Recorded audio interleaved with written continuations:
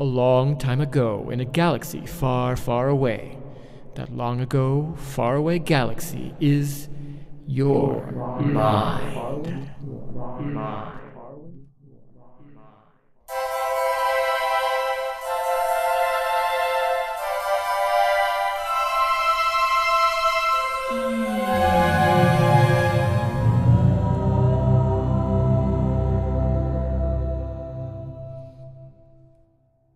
Welcome to the Archetypal Man Podcast.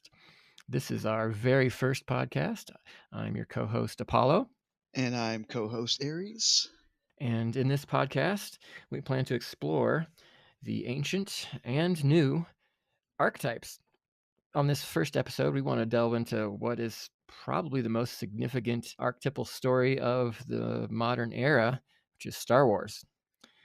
And in particular, The Last Jedi and Force Awakens, and how they, in my opinion, and I think my co-host's opinion, have completely reversed the archetypal patterns. Absolutely.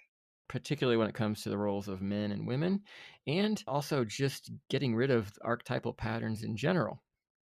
And it's one of the reasons that people are so angry and not finding the stories to be compelling.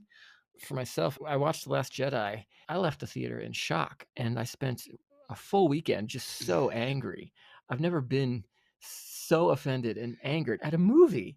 2 days into just one of the most foul moods of my life, I was like, why am I so angry? And I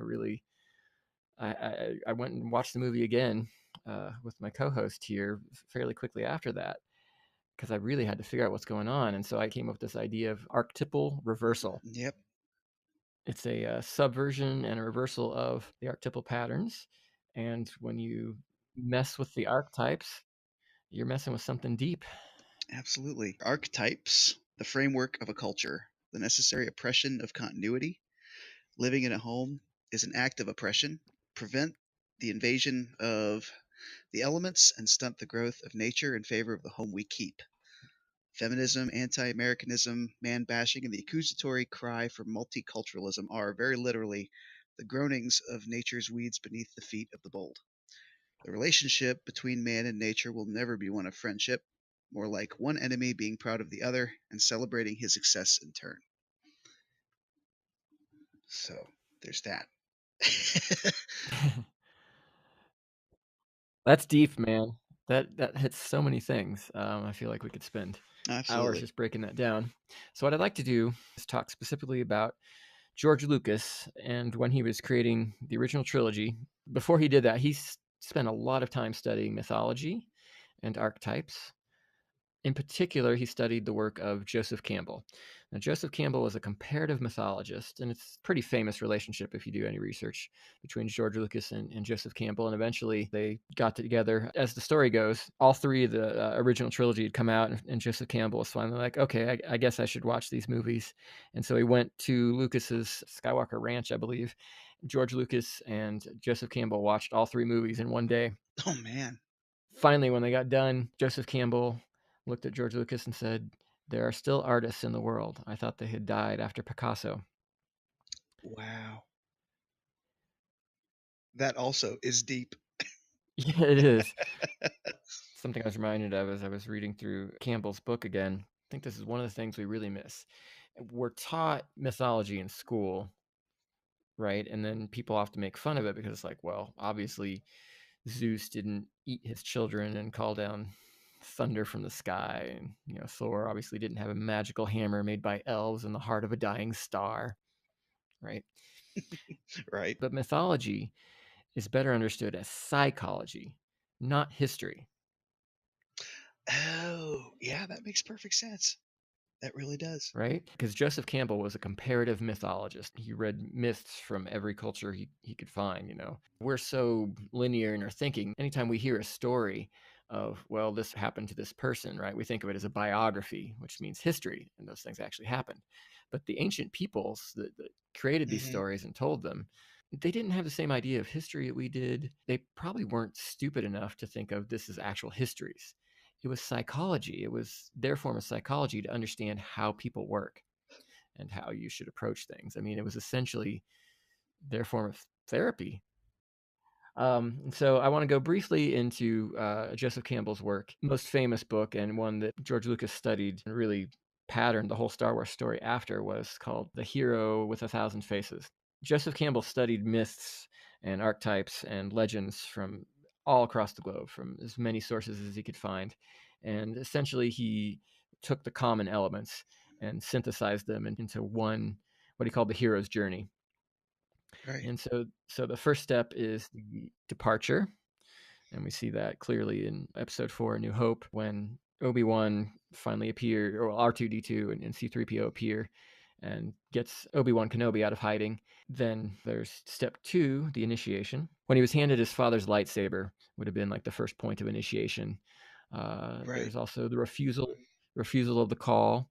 To go on the hero's journey, you have to step out of the known and into the unknown. Right. And Right. so most people go through, in any journey into the unknown, out of their comfort zones, they go through some level of refusal of the call. This is too hard. That's too scary, whatever. And so when he tried to go back, save his aunt and uncle, and was afraid to leave them, that was the refusal to call. And then you have the return, which is where things kind of come back to the beginning, which was mostly explored later on in like Empire Strikes Back, and in particular, Return of the Jedi, as Luke approached mastery.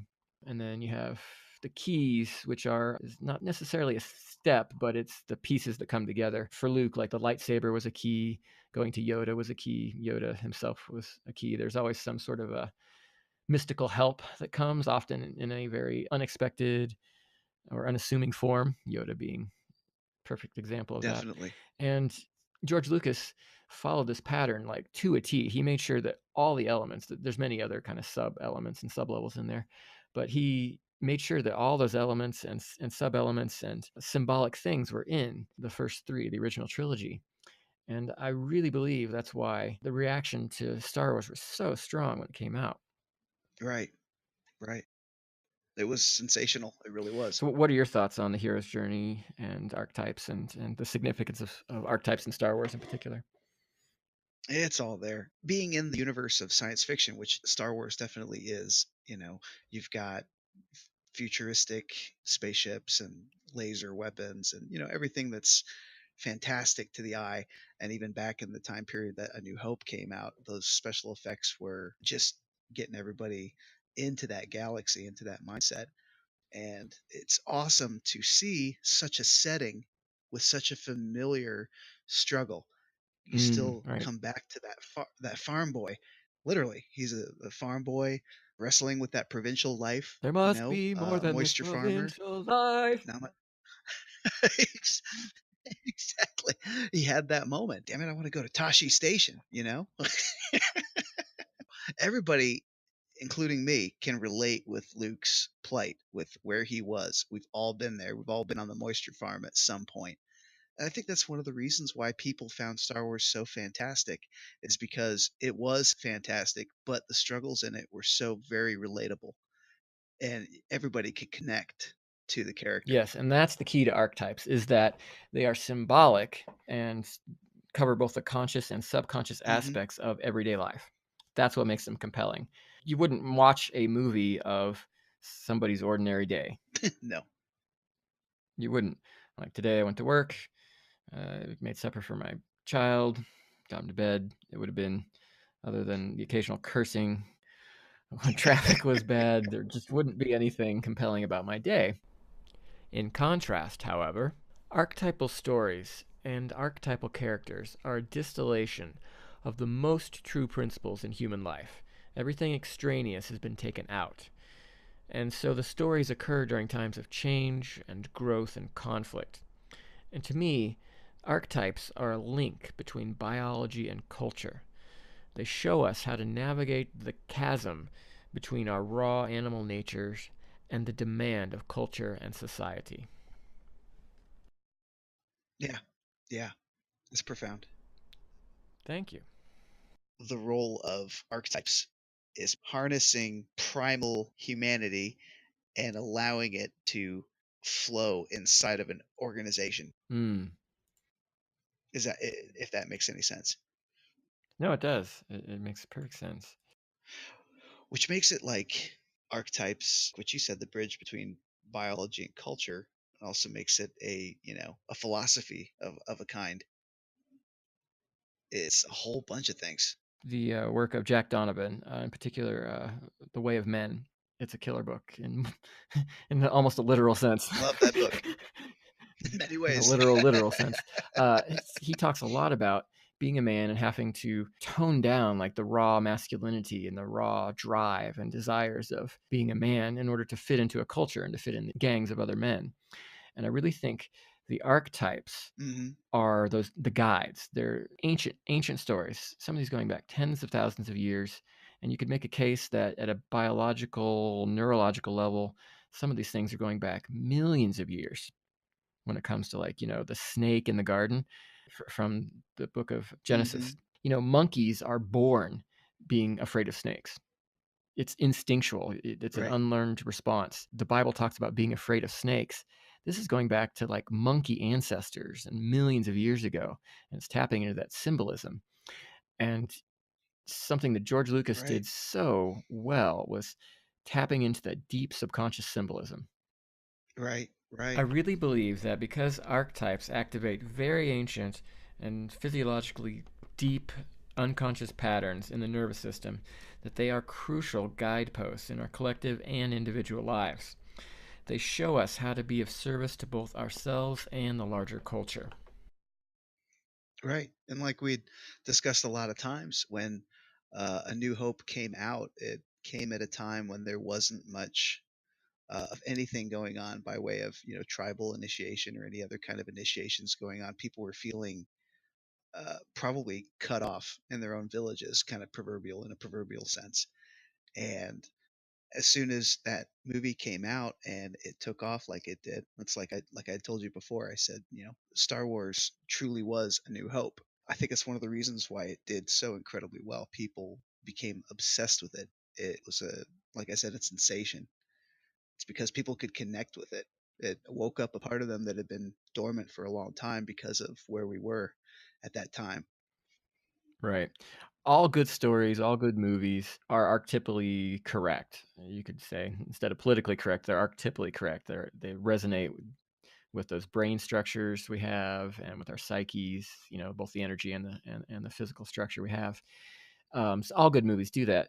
I think Star Wars was so powerful because of the purity of the archetypes. George Lucas had this vision and he kept it pure, man. He had a battle to make this movie.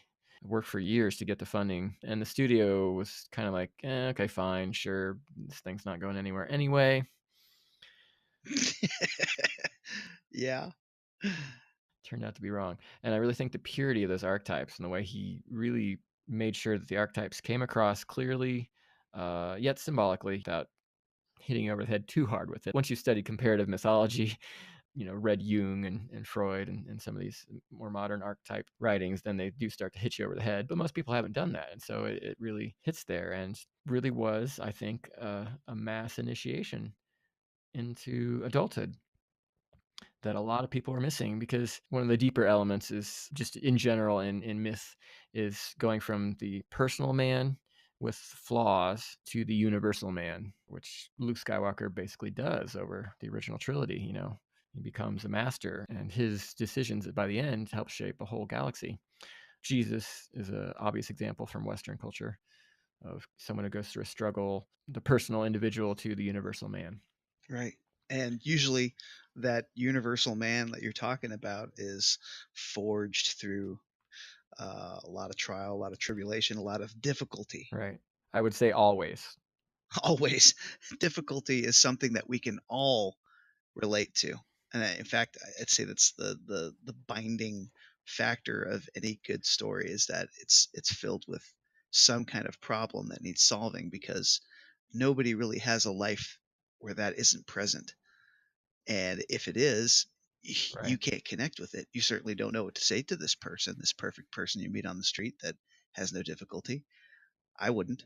And Right. I think that's where we come to The Last Jedi.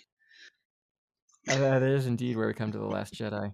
Um, Briefly, I want to say, like Luke Skywalker represents just such a really masterfully done Mhm. hero's journey, because he became a man. I think Jedi is another way of saying man. It's a symbolic way of just being a man or a woman, a mature adult. And he did it by facing like the two most common traps that people have archetypally and psychologically speaking. The first being the devouring mother, Mm-hmm. Mm-hmm. which I'm sure we'll make many shows on at some point. Luke's aunt and uncle, and Tatooine in general, were very representative of the devouring mother archetype. Don't grow, don't mature, don't move past these boundaries because the world out there is scary and I need you here. He even said, "Oh, I have moisture to farm," essentially. Yeah, you know, that'd be fun. and so he went straight from the jaws of the devouring mother into the crushing embrace of the tyrannical father, which is the other common obstacle that most of us have to overcome, both in ourselves and outside ourselves. And that's the really interesting thing about archetypes, is because all of this, every element of Star Wars or any good myth, you can look at the elements as being both internal. We have our own devouring mother inside us and our own tyrannical father, and they also obviously occur outside. So that can get trippy if you get too far down that spiral, but that's also where the fun happens. Yes, absolutely. As Anakin might say, "That's where the fun begins." Oh, I miss Anakin. Yeah, he's a good guy. Yep, he just he got carried away. Right. Another great example of archetypal storytelling, even in the prequels. People may have been spotty on their liking of the prequels, Right. but the storytelling element was always there, even if the some of the traditional dialogue and stuff wasn't quite on. Right. Which there were parts where it wasn't, but the story was progressing, and that's why a lot of people now, in light of where Star Wars is fastly heading, people are longing for the time of the prequels again, when the story was there, when the connection was still there, despite the problems and the flaws. Right. Full disclosure here. Apollo was a big fan of the prequels, even back when they came out. Not to say I didn't think they had their major flaws. Episode 2, excuse me, all the love dialogue. That did definitely make me want to retch. The line about sand and yeah, that was bad. But each movie had their flaws, but heck, episode 4 and even Empire Strikes Back had its flaws. But I really like the prequels, and boy, how do I say this? Like Anakin's journey was phenomenal in the prequels. I don't understand how people can hate the prequels just because the way Ewan McGregor played Obi-Wan Kenobi, desperately trying to keep Anakin in check and failing at every turn. It was a perfect archetypal tragedy. Absolutely. I mean, the transition. I mean, from the very beginning, you have the Phantom Menace, where Obi-Wan Kenobi literally took Anakin in, Right. was trained him, but he took him in as a son, for all intents and purposes. He did. And that was awesome. How the mirror symbology that ended up happening, the feeling of completion upon Revenge of the Sith, when they got up to that very last point, when father turned against son Right. once again and clashed. And then Darth Vader was born, and then he was going to repeat the thing with his own son over again, which he would later go on to clash with his own son. I mean, just the Right. mirror parallels of the storytelling, the symbology is just flawless victory. Flawless victory. And that is the kind of thing that makes for really compelling storytelling, because that's how our psyche works. It's all these mirrors, the old trope from psychiatry. Come in, well, I'm depressed, I'm anxious. Well, tell me about your mother. You know, Right. did your mother have a bad relationship with her father? Oh, she did. I'm not surprised. We work that out. It's because we recreate these points of trauma. It's like you get a trauma and then you'll recreate them later in your life with the other relationships because you're trying to deal with your shit. The self-fulfilled prophecy, yeah. Right. Also, just beyond human psychology, it's a very common theme in all spirituality, both Eastern and Western, of the macrocosm is a reflection of the microcosm and vice versa. fractals being a Right. modern mathematical understanding of that. That's that self-repeating or recursive pattern. Well, that even starting with Obi-Wan and his master Qui-Gon had, and Qui-Gon had with Yoda, and then it gets passed on down. And it's compelling because deep inside us we know that's how the universe works. And when we're watching a movie or hearing a story, or even in more abstract things like listening to music, when we get that moment of that's how the universe works, and you start to feel your place in the universe becoming clear, that's what makes us see movies over and over again. Mhm. Yes. Yes. That's why we watch Star Wars, Yep. because like, okay, that's where I am in my own hero's journey. Yeah. And that's why The Last Jedi was so horribly bad, because it just, those moments, well, for me, I'll just say it, like, I think the worst thing, and it's really hard to pick a worst thing from The Last Jedi, but the worst thing was the way they stole Yeah. mastery from Luke Skywalker. It was it was his Ugh. chance. Yeah. Everybody knew was Absolutely. supposed to happen, right? Everybody knew what was supposed to happen. What was supposed to happen? Luke was supposed to teach Rey, and he was supposed to have one final battle They robbed where him. we could see him with his lightsaber using the Force as a true Grand Master of the Jedi Order. Yeah. And they ripped that from our hearts. Yeah. And then just took our hearts for good measure Yeah. too. So Yeah. on the way. But I mean, yeah, they completely they dismantled Luke Right. Skywalker.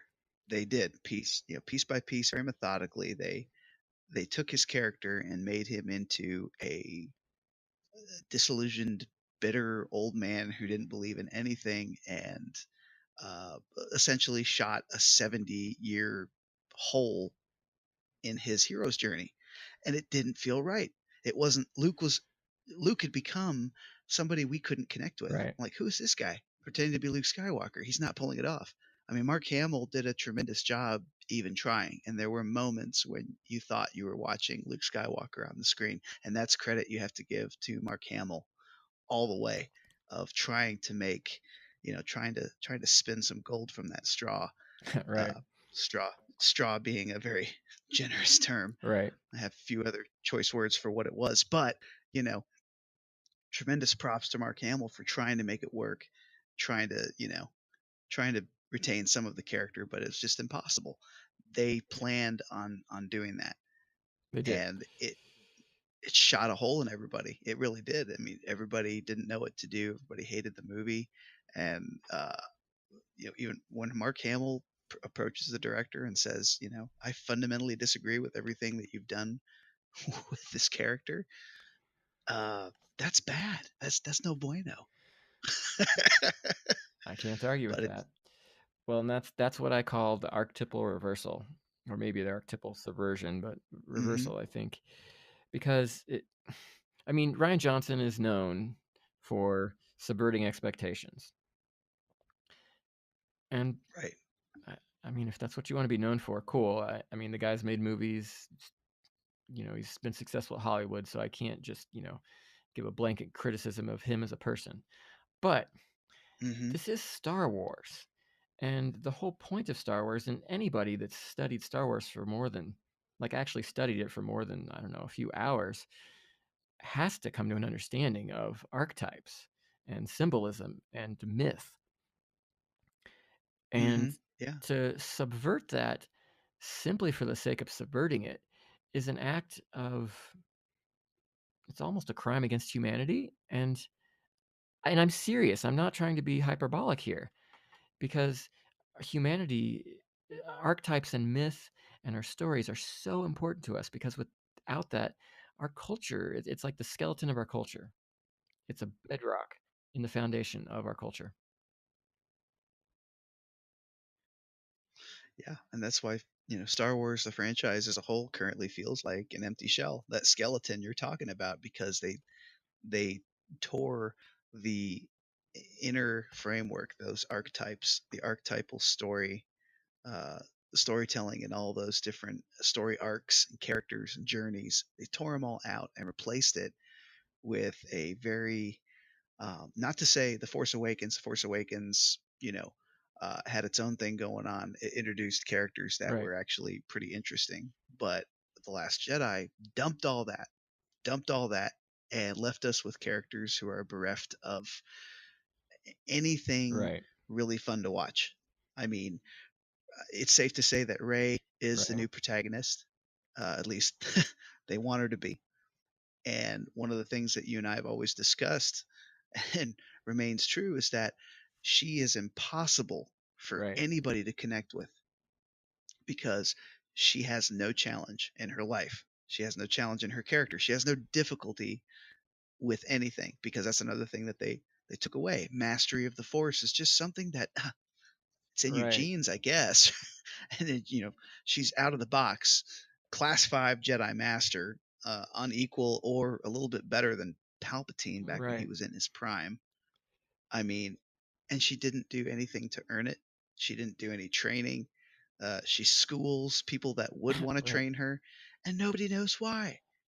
Everybody's like, you don't have to know why. Well, Yeah. yeah, I kind of do. Okay, this is Star Wars. Star Wars, we always know why. This new crap, you know, saying, oh, the Force is for everybody.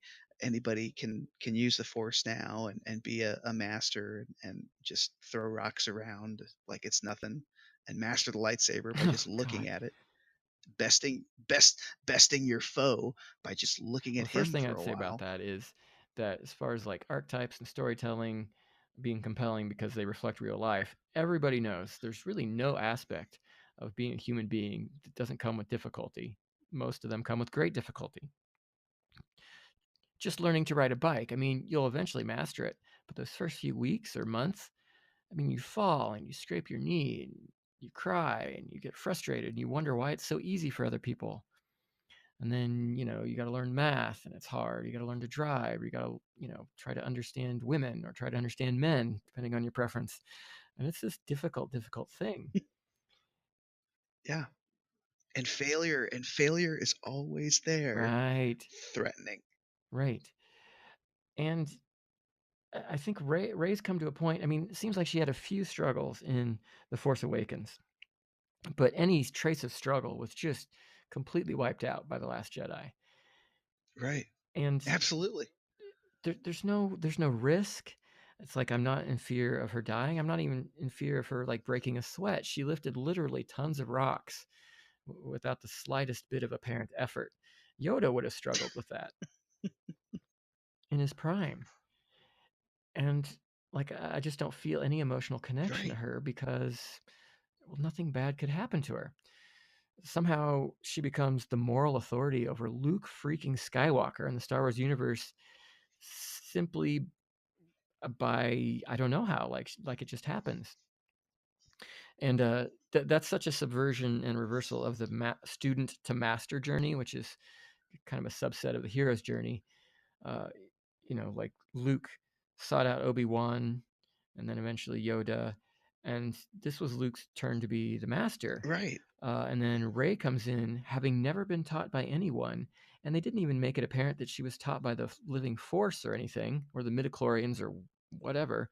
She just comes in and like sort of blundering around in her own moral authority. She teaches Luke Skywalker lessons, and she teaches him lessons he had learned in the original trilogy. I don't get it. Well, you're not alone in that. You're definitely not alone in that. This is a new thing for Star Wars, a new turn in the franchise, and only in the fact that up until this point, the fandom, the people that make up the Star Wars community, Right. the fans, the nerds, the dorks, um, Present and accounted for. yeah, absolutely, proudly, uh, they're being treated by Kathleen Kennedy and Lucasfilm like they're being treated with such contempt. Yes. Like they're just a bunch of pariahs. We don't need you. Oh, yeah, well, Right. those tickets aren't going to buy themselves, Kathleen. As Soilo, a social justice wars story proved, Ryan Johnson has been cut in half and fallen down the shaft. And now the Jedi Council is asking, but was he The master or the apprentice? Yep, the one we've all been looking for. And I have to say, Kathleen Kennedy seems to be the Sith Lord Supreme here. You know, she's been with George Lucas and Steven Spielberg a long time. I was watching Tiny Toons with my son, and guess whose name came up under the producer credits? No way. None other than Kathleen Oh my Kennedy. gosh, wow, she has Yeah. been around for a while, hasn't she? Yeah, back since the 70s. And she came to doing the new trilogy with a definite agenda. And the agenda was to make strong female characters. And that is a very different agenda than being archetypally and symbolically relevant and and spiritually accurate. Yeah, I mean, let me interject this. Please. That in of itself doesn't sound it sounds kind of benign saying, "Oh, we just want strong female leads this time around." Okay, well, what she failed to mention is that I'm going to completely dismantle the archetypal framework that makes up the Star Wars universe. Everything that gives Star Wars its essence, its spirit. I'm going to take all that and I'm going to throw it away and replace it with, Ray, who Right. has no journey. She comes into the story at the end of her journey, and because of that, nobody, everybody's just, oh, a scene with Ray. Okay, I'm counting the seconds until it's over. I can't connect with this. I Right. can't, relate to her or anything that's going on in her little world. So, next scene, please. And then Kathleen Kennedy, she just wants to defend that. She doesn't want to see that it's a problem, a fundamental problem in storytelling. Right. She just wants to say, "Oh, everybody's sexist, everybody's chauvinist." I'm like, "No, it simply sucks. If Right. we're anything, we're suckists. We can identify something that sucks, okay, and that does." Right. Right. Well, absolutely. Well, I really think that it's at a deep biological and psychological level that Ray makes us so uncomfortable, Yeah. right? Like everybody I've talked to and all the reviews I've seen are either angry about Ray or there's like this vague discomfort when she's on the screen, and it's because we deep down we know that's not how the universe works. Mhm. It's like you said before, when you see somebody that appears to be too perfect, it makes you really uncomfortable, right? You don't know how to relate to them. You you're either jealous and or you want to avoid contact. It's just really unsettling. And Ray, they made a character that is just really deeply unsettling to people because she's so archetypally wrong. Yes. I could be fine with strong female characters. I'd be fine if Star Wars was going to be about women, as long as they were doing it Mhm. accurately to the hero's journey and archetypally correct. I'd be fine with that because that's compelling. You know, watching a woman on a hero's journey is fine. I personally think, and this may offend some people, but this podcast is definitely not politically correct. I truly think that a woman's archetypal journey is fundamentally different than a man's archetypal journey, but you can still have a journey. Right. And they've taken every opportunity to have a journey for Ray, like a hero's journey and a development, and they've just shredded it and thrown it out the window. And so to keep up with appearances so that Ray is not this thing that is not fun to watch just hanging out there. In The Last Jedi, Ryan Johnson had the wonderful idea of, okay, let's have everybody just follow suit. Let's rip out everybody's progression. Let's take where they were and just dump it, Right. so that we all suck in unison. Okay, the characters do, so nobody stands out sucking more than it's like an equal opportunity sucking for all because that's what they just did. like I mean, Jake, just like Luke sucking on that alien titty. I mean, they were all sucking from the green suck milk. weird, which, I'm not even going to touch on the mystery that why on whatever planet Luke ends up on, he's drinking funky colored milk. But, Yeah, that's another story for another time. I'm honestly sorry I brought it up. It's my own trauma. Yeah, I think that's a lot of people's trauma because in the comments and reviews I've read, they all mention that milk scene, and Right. I'm with them on that. But yeah, I mean, J.J. Abrams, for what he is, he's a pretty good storyteller. He knows how to write characters. He knows how to write character stories and progress those stories in a pretty good way. Right. And for all intents and purposes, I liked The Force Awakens because for even though it had a wonky point. I call it the wonky point. Yeah. Where The Force Awakens got wonky is when Rey started being revealed as the main protagonist, and she started discovering these Yeah. powers. And as near as And for me, well as near as we yeah, can tell, that was from Kathleen Kennedy. hmm hmm because there were interesting characters. Finn, very interesting character. Poe Dameron, very interesting character. I looked forward to seeing them in the next movie, and to Right. see where they were and where they were headed. Actually, totally. At the risk of sounding racist, I was totally ready when I went into watching The Force Awakens to hate the token black character. Right.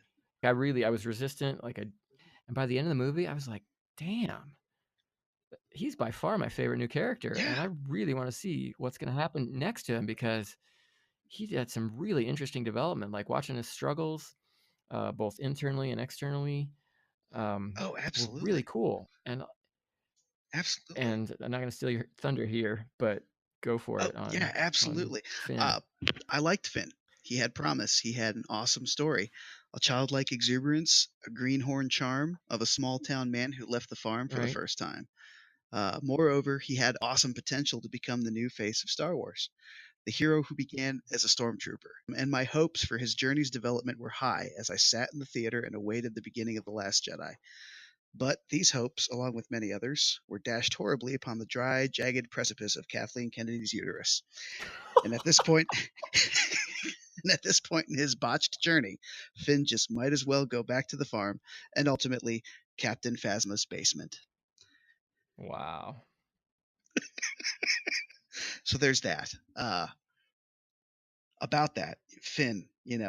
Yeah, about that. Could have been such a wonderful inversion of the archetypes, and it could have explored a lot of really cool and even subversive aspects to have, the man that started as a stormtrooper then work his way through to the light side.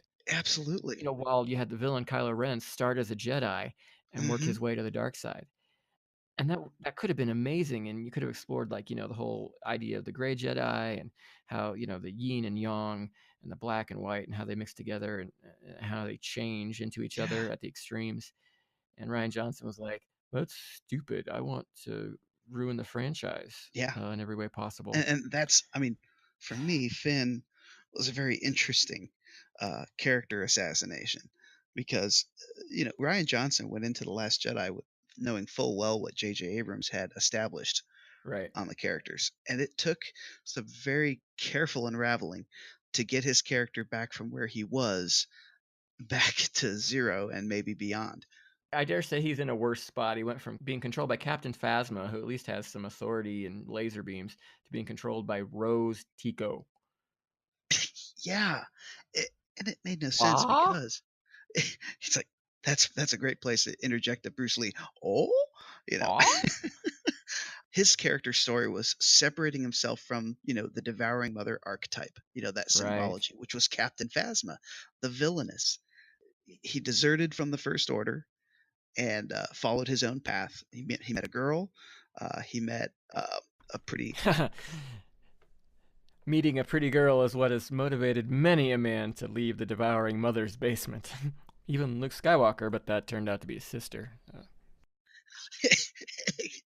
and then he met Poe Dameron, which he's a pretty masculine, likable, large and in charge guy, which was funny too because he was the one that actually named Finn during their escape. He actually took a point to rename him from his imperial Right. designation, and he's like, "Oh man, Oh, right. FN 127," and he's like, "Oh no, that's terrible. Let's call you Finn." So separation was really Right. complete at that point.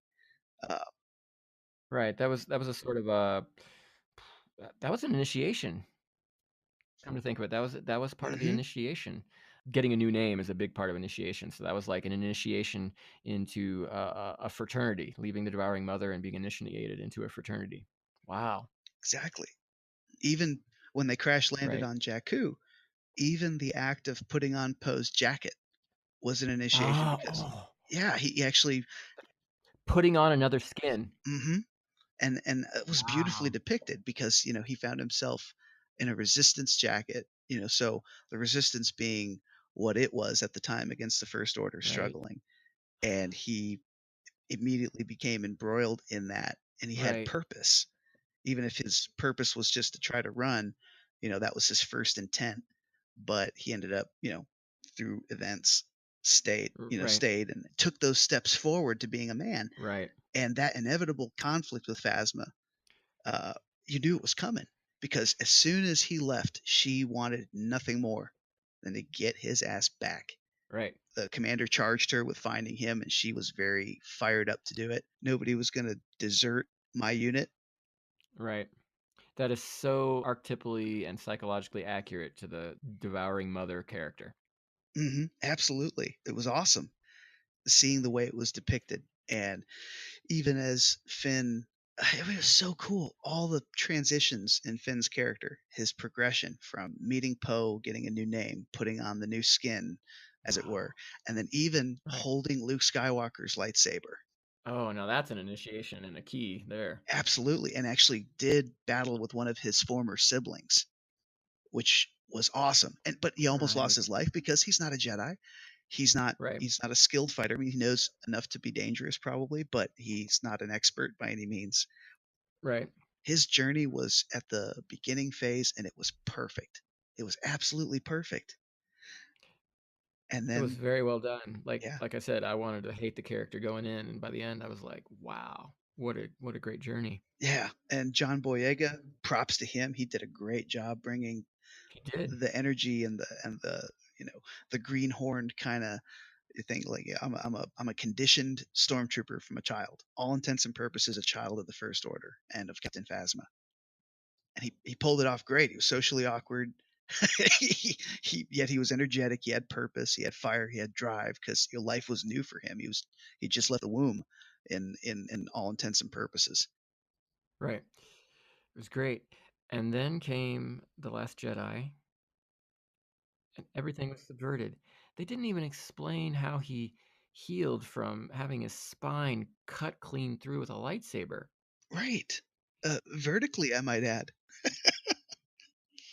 Yeah, as near as we can tell, the Last Jedi was hours or days from the end of the Force Awakens, Absolutely, it and was. all of a sudden he's just getting up and walking like, I don't know, like he had a slight concussion or something. I mean, I know they have advanced technology, but in a way, it was, those wounds. Okay, because wounds and injuries and failing like that are a big part of the hero's journey. Because in real life, our scar tissue and our wounds, they do build up, Yeah, and overcoming those wounds is one of the greatest, if not the greatest, challenge in life. right. And to take that away from his character and say, "Congratulations, you overcame it by magic, Well, papa," and also that is lame attempt at comedy. really, really well. But stealing the wounds from a Mm, character, it's stealing the scars and stealing his growth right off the bat. In the first moment we saw him in The Last Jedi, his to date greatest opportunity for growth was completely stolen from him. mhm. To leave the devouring mother and face the tyrannical father, to face Kylo Ren, he was sort of the tyrannical father, and to get just beat down by it, that's a tough thing to overcome.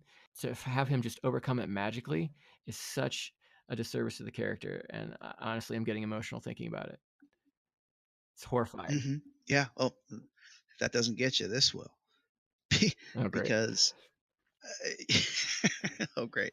Yeah, I mean, if you think about it, J.J. Abrams took Finn's character to where it was at the end of The Force Awakens, and then you had The Last Jedi began. He woke up from being unconscious. He was wearing that ridiculous water suit that was leaking, that was attempt at being funny. I didn't know what I was looking at. I'm like, what the hell is this? Is this supposed to be funny? Okay, I'll try to play along. But and then what's he do? And this disgusted me. He was going to leave. He was going to get in an escape pod and Right? run. So all of the things that made him stay, all the things that made him commit to the life that he chose, of separating himself from the First Order and commit Captain Phasma, undone in a single scene. He Right. become the small coward person that he was when he first started, and it made no Right. sense. It felt wrong. It felt very wrong. And then he got Right. tased by Rose, and it was all downhill from there. And then he Right. spent Well, the there rest is of the all. movie just following her retarded lead. Yeah, absolutely. Well, there is the refusal to the call that's archetypal, and but the thing is, the return, or the refusal of the call has to have a reason. It has to have a really strong reason, Hmm. and there was no reason for him to refuse that call. At least not that we could tell. He had his moment of refusal. That was in The Force Awakens, at that part where they're on that weird planet with that weird chick with the spectacles, where he was going to get transport Oh, off the right, right, planet with those freighter guys, those smugglers. And right. he looked Well, I like he did mean, leave, but he decided, no, you know what, I'm going to stay. right. I mean, there can be multiple opportunities to refuse the call, but they have to have a reason, Hmm. and there just wasn't a reason. There's this concept that you and I have been working on, that I call the gelding instinct. That's certainly hours worth of talking right Right, there. But I believe that there is this instinct in women, mothers in particular. They want to tame their sons or tame their husbands because they want to keep men around. Super masculine, super, energetic, super young, super driven man does not stick around for his mother's purposes or his wife's purposes. right, Men do not need their mothers. right. Boys need their mothers, but men do not need their mothers. And so there's Nope. this thing I call the gelding instinct. And Right, gelding, in case anyone out there does not know, is when you cut off a male horse's testicles. This lowers their drive, lowers their sexual drive. It makes them easier to control, right. and much more tame. Captain Phasma clearly had a whole Yep. group of gelded stormtroopers that did her bidding. And you had, yeah, and then you had Finn, who literally grew a pair. He left and he started on that journey. He did all that stuff Right, that really would piss off the proverbial devouring mother archetype. Met a girl, got friends, got outside influences that were strong and had very disparate, high spirited personalities like Poe Dameron. right. He's the hotshot, he's the maverick, and he's freaking good. Yeah, he's the bad boy that becomes the best friend. Yeah, and he's the master of his craft. Literally, he drives an X-wing too. So I mean, that just kind of works. But so he does all of that, and it's all symbolic of cutting the cord, getting his Geld reversal on. Yeah, it's all the symbolism: cutting the cord, leaving mom's basement, testicles descending, becoming a man. All the symbolic things were contained in him leaving. Yep. And the biggest robbery of all, of what you were talking about, they robbed him of his scars. For me, they robbed him of his progression, and then at the very last, they robbed him of his arch rivalry with the mother figure, Captain Phasma. They Ah, sucked the arch rivalry out of their clash. Their clash was just a formality, right. and it was bereft of anything. Yeah, from what I hear, it was barely even in the movie. It was only in the movie because Kathleen Kennedy thought Phasma looked cool in a certain art mock-up, and she put it in. Also, I haven't seen it, but allegedly, I mean, I've heard this from multiple sources. In the deleted scenes, there is a deleted scene of Finn confronting Phasma about killing her own troops. Really? Yeah, which would have been exactly what we're talking about, where he goes Right. to face down the devouring mother once and for all to say, "Here's the problem I have with you," and they cut that out. Why would you delete that? I have no idea. That's exactly what this movie needed, and I guess you could call it a battle between Finn and Phasma. Hmm. There was just nothing to it. Like, the action was cool, if somewhat nonsensical in some of the logistics that happened, Yeah. but I felt nothing but disgust watching it. Like, they turned it into this weird, I don't know, more like Marvel-esque kind of thing, rebel scum. They deliberately made it impersonal. They made it impersonal. Yes, that's what I'm trying to say. I mean, this was supposed to be like a really big moment for Finn, and a big part of his journey, coming back stronger to face the devouring mother once and for all. And it didn't have any of that. And instead of that, we get dialogue as masterful as "Let's go, Chrome Dome." Oh, God. Oh my god, I could not believe that line when I heard it. It makes me long for the love dialogue of episode 2. I mean, as bad as "I hate sand" was, Let's Go Chrome Dome and Rebel Scum was orders of magnitude worse. Oh, and that horrible little smack he gave him across the cheek. I laughed out loud when I saw it. I'm sure that was not Ryan Johnson's intention, but when he gave him that little rebel scum, he practically went like this when he smacked him. Right. No, seriously, we saw it together in the theater. People laughed at that. Mhm. There was audible laughter, probably coming from my own mouth.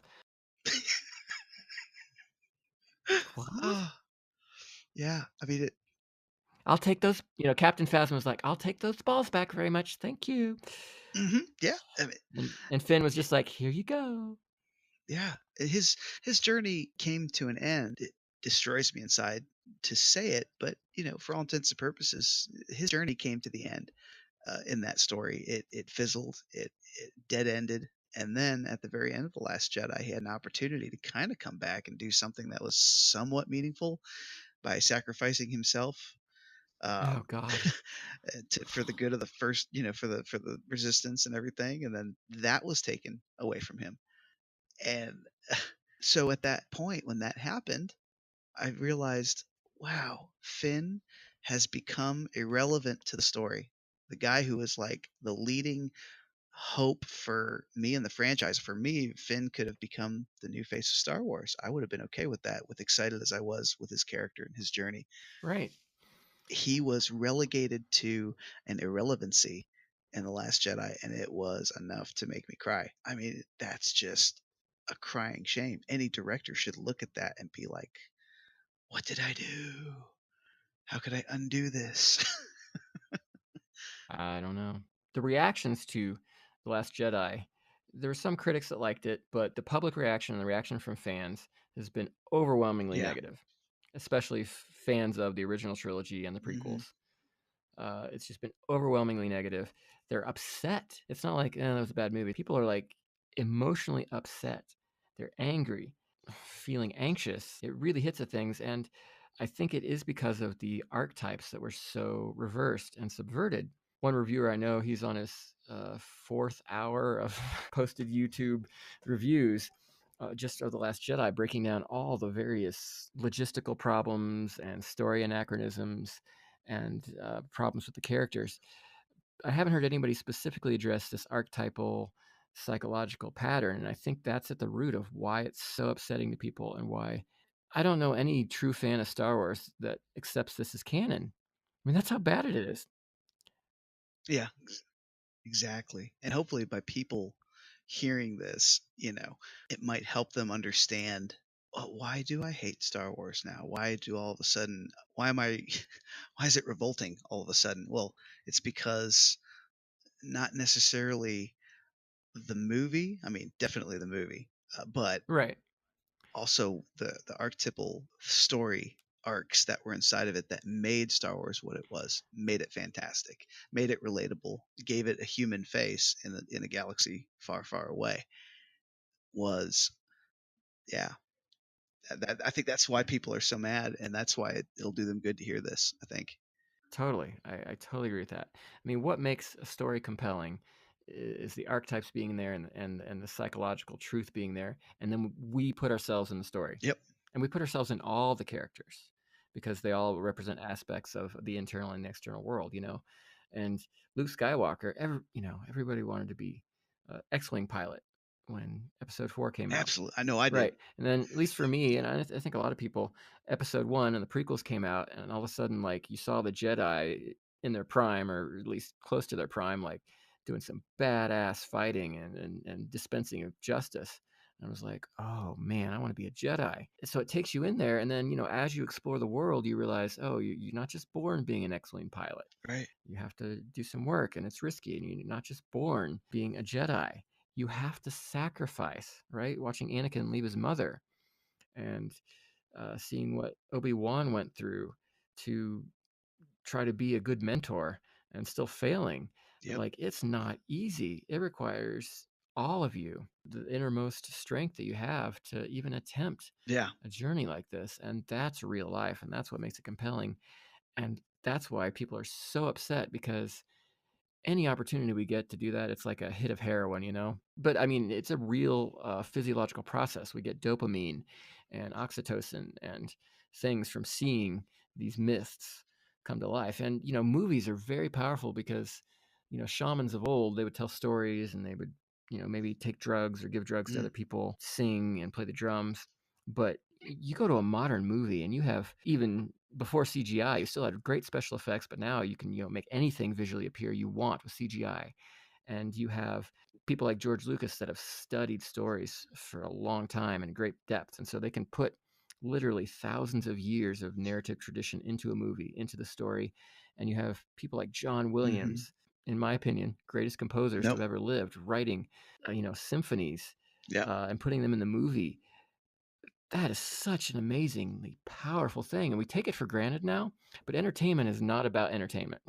It is about getting to an altered mental state, to a state that is more fluid, where your psyche and even your brain chemistry is different, and so that you can start to see things in both the internal and the external world. Yep. And we love that, man. I mean, the shamans and the storytellers, the bards of old, even in medieval times when people didn't have a ton of money, they would pay people to come sing and tell stories. Yeah. You know, the shamans and the witch doctors, and, you know, even the medical doctors now, there's some of that narrative archetypal tradition in the way a good doctor will approach healing. Yeah. And we need that and we crave that. I fully believe it is a biological need to have that in our lives. And so that's why Star Wars was just like this mass initiation ritual Yeah. and people just ate it up. They really did. You know, so we went in for this nice hit of heroin for The Last Jedi, and they kicked us in the archetypal balls, man. There was nothing good there. And I guess the frustrating thing for me is, like, you can do subversive things and you can do new things and still have it be relevant and be a good story. And they didn't do that. Like, all the elements were just thrown in. Like, okay, you want to make strong female characters? That's great. Even if you want to kill off Admiral Akbar for a good reason and introduce Admiral Holdo, who is a strong female lead, okay, fine. But she was a horrible leader. And hmm then somehow her sacrifice was noble, even though she's the Nope. one that fucked it up. Because I'm sorry, when you're the admiral and you're at the top, the responsibility falls on you. Yep. People want to blame Poe Dameron. He didn't do anything wrong. He was trying to do everything right. Yep. It was completely and utterly Admiral Holdo's fault. The responsibility starts at the top. Every bit of that. I've been a manager Yep. in many places, and shit flows upwards. Yeah, Period. absolutely. It's something good started in 1977, and now in 2018, it is a dark time for Star Wars.